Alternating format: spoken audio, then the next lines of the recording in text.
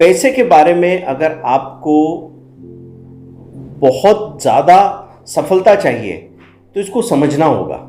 अगर आप ये सोच रहे हैं कि सिर्फ बहुत सारी मेहनत करके और अपना पेट काट काट के या अपने अरमान दबा दबा के आप अमीर बन जाएंगे तो नहीं होगा।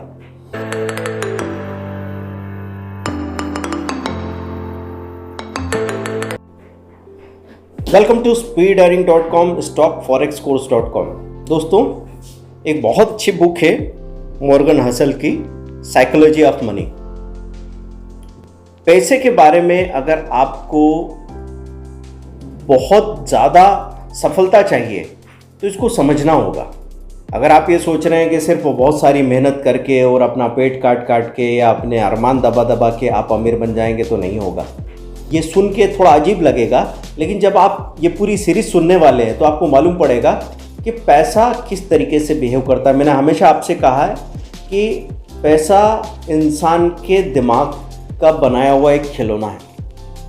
जैसे बच्चे होते हैं ना, तो बच्चे अपनी अपनी करेंसी इकट्ठी करते हैं। कोई तो अपने टिकट इकट्ठा करता है, कोई बोतल के ढक्कन इकट्ठे करता है, कोई अपने दूसरी तरह की चीज़ें इकट्ठी, स्टिकर्स इकट्ठे करते हैं, कोई फिर हम अभी सोशल मीडिया पे लाइक्स डिसलाइक्स लाइक्स इकट्ठे करते हैं। तो ये सब एक तरह की आपकी करेंसी है जिससे आपको एक सिक्योरिटी का एहसास होता है। आपको ऐसा लगता है कि ये चीज़ें आगे चल के मुझे काम आएंगी। तो पैसा इंसान का बनाया हुआ एक खिलौना है। जैसे बच्चा अपना बक्सा खोल खोल के देखता है और खुश होता है कि अब देखो 100 थे, अब 150 हो गए, अब 250 हो गए, अब 550 हो गए।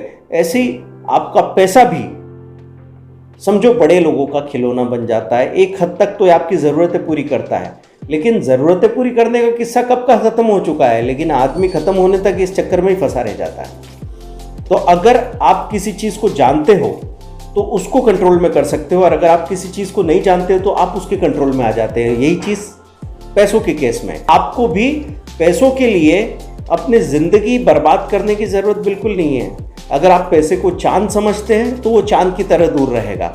अगर आप पैसों को एक खिलौना समझोगे और जितनी औकात इसको देनी चाहिए, जितना इसको तवज्जो देनी चाहिए, इसको ओवररेट मत करो, तो ये आपका गुलाम बन के रहेगा। दोस्तों, तो मैं हमेशा आपसे कहता हूँ, न तो किसी चीज़ को अंडर एस्टिमेट करो, ना ओवर एस्टिमेट करो। अंडर एस्टिमेट करना मतलब मूर्ति, भगवान की मूर्ति को, एक पत्थर की मूर्ति को या तो आपने पत्थर बोल दिया तो अंडर एस्टिमेट किया, भगवान बोल दिया तो ओवर एस्टिमेट किया। मूर्ति को मूर्ति बोलिए। ऐसे पैसे के बारे में भी मैं आपसे यही कहूँगा कि पैसा एक ऐसा साधन है जो आपको ताकत दे सकता है अगर आपको इसका इस्तेमाल करना आता हो। ये इंसान को अपने आप कुछ नहीं बना सकता। ये अमीर को और अमीर बनाता है, गरीब को और गरीब बनाता है, लालची को और लालची बनाता है, क्रूर को, दुष्ट को और दुष्ट बनाता है, उदार को और उदार बनाता है। तो दोस्तों, बात करते हैं हम लोग साइकोलॉजी ऑफ मनी का पहला जो एपिसोड है उसके बारे में बात करते हैं। तो इसमें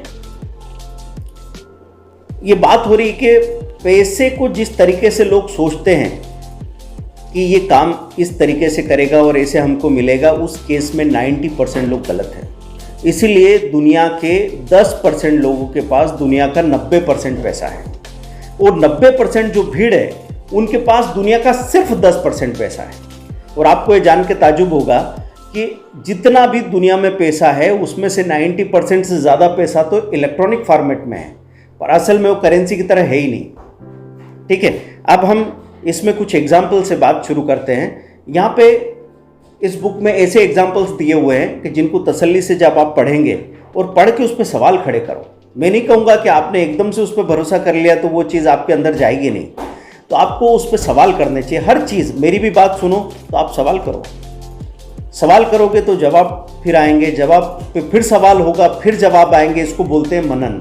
तो आप बहुत गहराई से अंदर जा सकते हो, और जब ऐसे किसी निष्कर्ष पे या कंक्लूजन पे पहुंचोगे तो फिर आप उस बात को मानने वाले हो, तब वो आपकी ज़िंदगी में उतरने वाली है।